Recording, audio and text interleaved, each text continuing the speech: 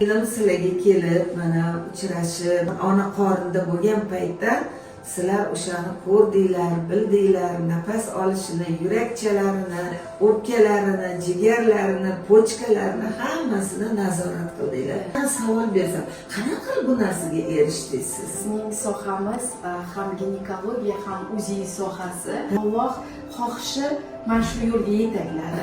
Ona qornida bolani sog'lig'ini boshidan oyog'igacha ko'rib chiqamiz.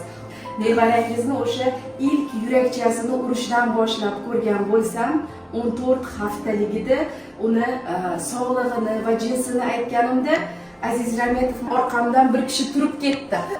Allohga ikkita qo'llarini ko'tarib hamd aytyapti. Shundan bildimki, onani qizga bo'lgan mehr-muhabbati hali tug'ilmasdanoq namoyon bo'ldi. Shu kabi ba'zi otalarga qiz farzandini eshitganda yuzini burib yoki eshikni taqillatib urib ketadigan otalar ham borda.